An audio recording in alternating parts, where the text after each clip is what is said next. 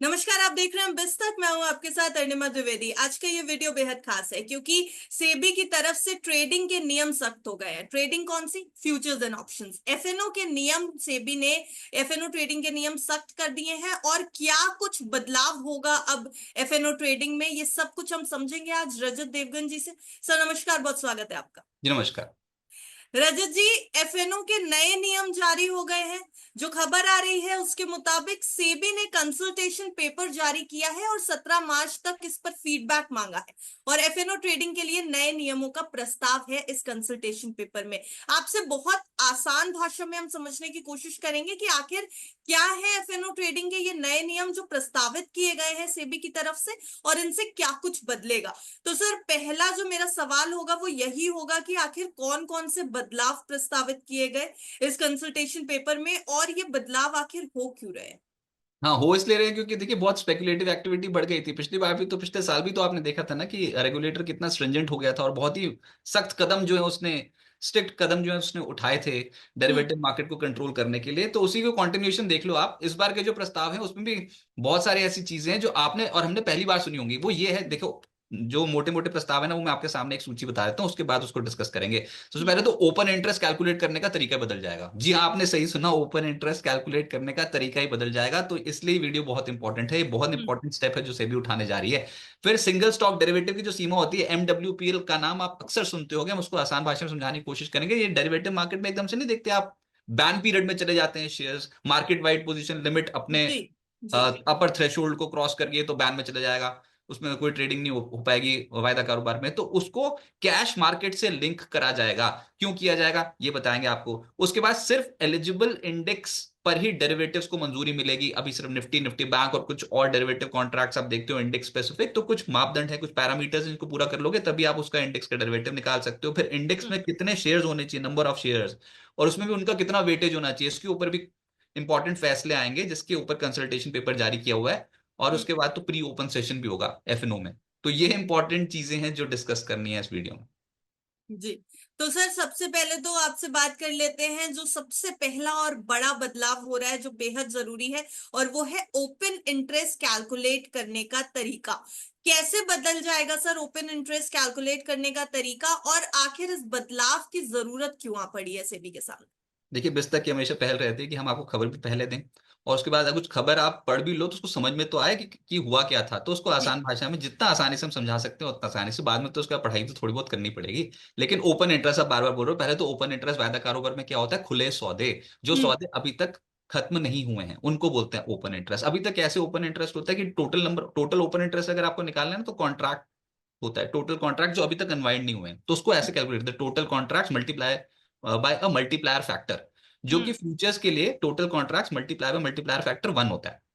ठीक ओके। है, लेकिन ऑप्शंस के लिए क्या, सभी ये बोलती है कि अगर आपको रिस्क उसका एक मल्टीप्लायर फैक्टर का समझ के चल रहे हो तो ऑप्शन में तो डेल्टा के हिसाब से हुआ ना। हम्म। जितना ऑप्शंस की अगर आप प्राइस सेंसिटिविटी देखोगे तो डेल्टा उसकी प्राइस सेंसिटिविटी बताता है। यानी कि डेल्टा बताता है कि अगर आपका स्टॉक 1 रुपया चढ़ेगा तो आपका ऑप्शन कितना ऊपर जाएगा, अगर आपका हम्म। स्टॉक 1 रुपया गिरेगा तो डेल्टा बताता है कि आपका स्टॉक कितना नीचे जाएगा। तो उस आधार पर आप ओपन इंटरेस्ट की कैलकुलेशन करो, contract multiply by multiplier factor जो कि डेल्टा होना चाहिए। इसलिए सेबी ये चाहता है कि नॉमिनल की जगह डेल्टा बेस्ड मेथड का इस्तेमाल करने का प्रस्ताव है टोटल ओपन इंटरेस्ट निकालने के लिए। फ्यूचर्स के लिए अलग, ऑप्शंस के लिए अलग, इसको टोटल करोगे तो पहले तो सब कुछ एक ही नजर आता था, कॉन्ट्रैक्ट बढ़ रहे हैं, कॉन्ट्रैक्ट बढ़ रहे हैं। भैया बताओ, किसी ने ओटीएम का ऑप्शन खरीद लिया हम्म। जाके, तो वो तो कंट्रोल कर जाएगा ना पोजीशन को, एकदम से ओपन इंटरेस्ट बढ़ा बढ़ा के दिखा देगा वो। लेकिन डेल्टा के आधार पर कैलकुलेट करो ऑप्शंस का और फ्यूचर्स का ओपन इंटरेस्ट।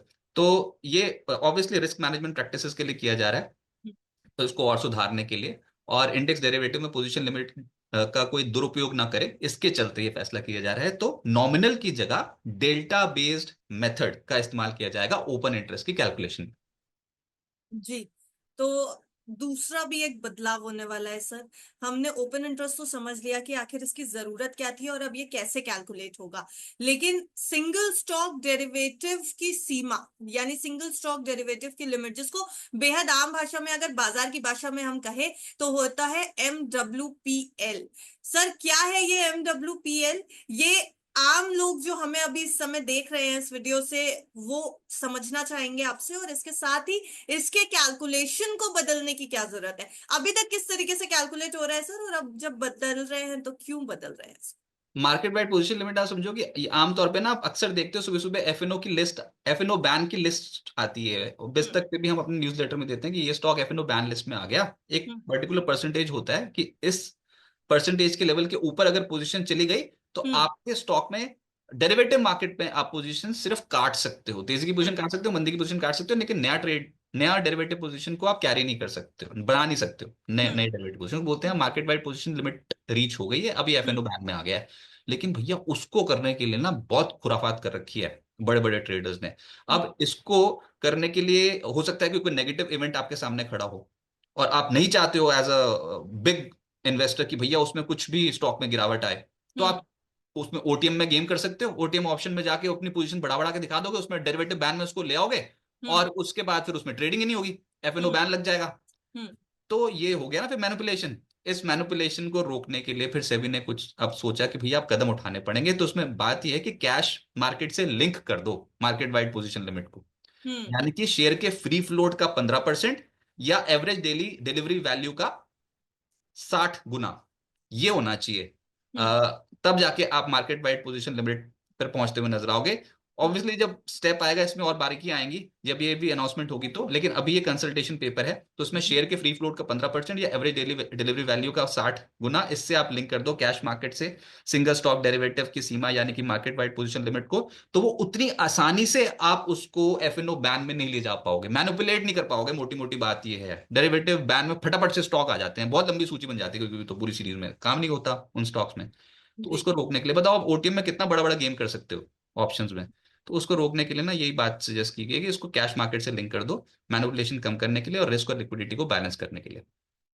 जी सर, ये तो दो मेजर बदलाव थे जो सेबी के कंसल्टेशन पेपर में हमें देखने को मिले हैं। लेकिन इसके अलावा कुछ और बदलाव भी हैं जो उस कंसल्टेशन पेपर में है, जिस पर सेबी ने फीडबैक भी मांगा है। क्या है वो बदलाव, और क्या क्या कुछ बदलने जा रहा है एफएनओ ट्रेडिंग को लेकर? हाँ, सेबी ने ये भी प्रपोज किया कि जैसे बेंचमार्क इंडाइसेस होते हैं ना, बीएससी सेंसेक्स और एनएससी निफ्टी 50, हम्म। ऐसे ही कुछ अगर आप इंडेक्स डेरिवेटिव्स लॉन्च करना चाहते हो तो उसके कुछ क्राइटेरियाज हैं जो मीट करने पड़ेंगे। एक तो ये वाला प्रस्ताव था कि इंडेक्स डेरिवेटिव के नियम बदलेंगे और उसमें जो नॉन बेंचमार्क इंडेक्स के लिए भी नए नॉर्म्स लागू होंगे, हम्म। और जो एग्जिस्टिंग इंडाइसेस हैं उनके अगर डेरिवेटिव के फ्यूचर्स लाने हैं तो उनके लिए भी कुछ कुछ पैरामीटर्स डिसाइड हो जाएंगे कि तभी उनके इंडेक्स डेरिवेटिव लाए जा सकते हैं। उसके बाद हम्म। जो एक और इंटरेस्टिंग चीज है उसमें ये है कि जरूरी शर्तें हैं कि इंडेक्स पे कितने स्टॉक्स होने चाहिए भैया। ये इंडेक्स में स्टॉक की लिमिट कैसे डिफाइन करेंगे, तो कम से कम मिनिमम जो है वो 14 स्टॉक्स होने चाहिए हम्म। इंडेक्स में, ये भी उन्होंने बोला कंसल्टेशन पेपर में। और अब उसमें खेल हो जाता है, देखो स्टॉक्स में भी खेल हो जाता है कभी कभी ना, आप बायस किसी बड़े इंस्टीट्यूशन का दबदबा हो जाता है किसी इंडेक्स पे। सपोज करो कि एक स्टॉक, एक इंडेक्स में एक स्टॉक की वेटेज ही बहुत ज्यादा है, हम्म। उसी में ही काम करो ना ढंग से, उसी को ही बढ़ा दो उसी को ही घटा दो, पूरा इंडेक्स ऊपर नीचे झूलने लग जाएगा धड़ धड़ धड़ धड़ करता हुआ। तो उसको भी कंट्रोल करना जरूरी है। तो टॉप 3 स्टॉक्स का जो टोटल एग्रीगेट वेटेज होगा वो 45% से कम होना चाहिए। हम्म। ठीक है, टॉप 3 स्टॉक्स का जो वेटेज होगा कुल मिलाकर वो 45% से कम होना चाहिए किसी भी हम्म। इंडेक्स में। और जो उसमें से भी जो किसी भी टॉप कॉन्स्टिट्यूएंट का वेट 20% से ज्यादा नहीं होना चाहिए। 20% से ज्यादा किसी भी टॉप स्टॉक का वेट नहीं होना चाहिए। ये कुछ इंपॉर्टेंट जो डिस्कशन पेपर में प्रस्ताव जो है वो दिए गए हैं। अच्छा, एक और इंपॉर्टेंट चीज है कि ये प्री मार्केट ओपनिंग जो होती है, सेशन जो होता है, वो कई इंडाइसेस के लिए, इंडेक्स डेरिवेटिव्स के लिए नहीं है। तो हम्म। उसमें भी सिंगल स्टॉक और इंडेक्स फ्यूचर्स पर लागू होना चाहिए कैश मार्केट जैसा ही प्री ओपन सेशन। ये भी जी। इस प्रस्ताव में, इसके ऊपर भी प्रस्ताव दिया गया है, और इससे ऑब्वियसली ट्रांसपेरेंसी बढ़ेगी, प्राइस डिस्कवरी मैकेनिज्म बढ़ेगा। तो ये कुछ ऐसे नॉर्म्स हैं, ये जो ऐसे नए नियम जो हैं वो सेबी लेकर आ रही है डेरिवेटिव मार्केट पे। ऑब्वियसली जो ऑब्जेक्टिव है वो है ये कि स्पेक्युलेटिव एक्टिविटीज को कंट्रोल किया जाए। ब्रॉडर मार्केट में हम्म। बहुत फैल रही है स्पेक्युलेटिव एक्टिविटी, और जो इंस्टीट्यूशंस का दबदबा हो गया डेरिवेटिव मार्केट पे एकदम से, उसको भी थोड़ा थोड़ा कंट्रोल करना, रिस्क को थोड़ा कंट्रोल करना, हम्म। ये सभी का उद्देश्य है। और स्टॉक मार्केट मैनिपुलेशन को रोकना, क्योंकि ये जो इस बार की जो तेजी आई थी ना उसमें हम्म। डेरिवेटिव मार्केट में बहुत बहुत ज्यादा स्पेकुलेशन एकदम से शुरू हो गई थी। हम्म। तो कंसंट्रेशन रिस्क ना हो जाए, और मैनिपुलेशन ना हो स्टॉक मार्केट पे, इसलिए सेबी जो है ये प्रस्ताव लेकर आ रही है। लेकिन जो मुझसे पूछोगे इसमें जो बहुत इंटरेस्टिंग था, उसमें ओपन इंटरेस्ट का कैलकुलेशन का जो तरीका है वो बदलना, वाकई गजब की सोच थी वो तो। और दूसरा, सिंगल स्टॉक डेरिवेटिव की जो मार्केट वाइड पोजीशन लिमिट थी, जिसके कारण बैन में फटाफट से स्टॉक चले जाते थे ना, उसको भी कंट्रोल करना, उसको मार्केट कैश मार्केट से उसको लिंक कर देना, ये बहुत इंपॉर्टेंट चीजें थी। जी। और सर, इन दो इम्पोर्टेंट चीजों के साथ साथ और भी जो बदलाव हुए हैं उससे कहीं ना कहीं एफएनओ ट्रेडिंग का तरीका भी काफी कुछ बदल जाएगा, और जो मैनिपुलेशन से भी रोकना चाहती है कुछ हद तक ये जो है वो मैनिपुलेशन रोकने में कामयाब होगी सेबी, ये मान के चल रहे हैं। सेबी की तरफ से ये बड़े बदलाव किए गए हैं। इन्वेस्टर्स के ऊपर भी बड़ा असर पड़ेगा सर, एक लाइन में आपसे ये जवाब दे। ट्रेडर्स तो ये नए रूल्स के चलते उनको ऑब्वियसली जब चीजें नई होती है ना, तो उनको सेटल होने में थोड़ा टाइम लगता है। अभी तो पिछले वालों से नहीं निपटा, जब आपके लॉट साइजेस बढ़ गए थे और क्या कुछ नहीं होते देखा हमने डेरिवेटिव मार्केट पे पिछले हम्म। साल से जो अभी तक हम देख रहे हैं। अब मार्केट का करेक्ट होने का कारण एक वो भी था, लेकिन ऑब्वियसली स्पेकुलेटिव एक्टिविटीज बहुत बढ़ गई थी आपकी। वीकली एक्सपायरी से बहुत सारी चीजों को हटा दिया गया, मंथली हम्म। एक्सपायरी में शिफ्ट कर दिया गया। अब निफ्टी की रह गई और सेंसेक्स की रह गई वीकली एक्सपायरी।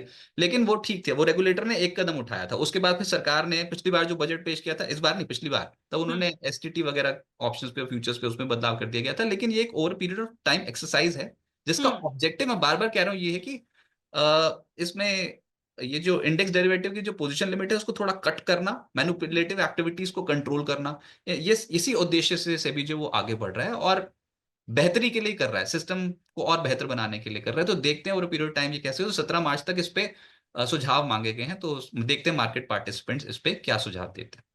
जी। तो इस पर भी नजर रहेगी कि मार्केट पार्टिसिपेंट्स इस कंसल्टेशन पेपर को लेकर के क्या फीडबैक देते हैं, और अगर इस कंसल्टेशन पेपर के प्रस्तावित नियमों को लागू कर दिया जाता है तो मार्केट इस पर कैसे रिएक्ट करेगा और क्या कुछ बदल जाएगा, इस पर भी नजर रहेगी। फिलहाल इस वीडियो में बस इतना ही। हमने आपके सामने ये जो प्रस्ताव है उसको आसान भाषा में रखने की कोशिश की है। ऐसे ही और ज्यादा दिलचस्प जानकारियां और बाजार से जुड़ी हुई हर जानकारी के लिए, अगर आप ये सारी जानकारियां अपडेटेड चाहते हैं तो बिस्तक को सब्सक्राइब तो बिल्कुल कर लीजिएगा, और अगर वीडियो अच्छा लगा हो तो वीडियो को लाइक और शेयर भी कर दीजिएगा। देखते रहिए बिस्तक।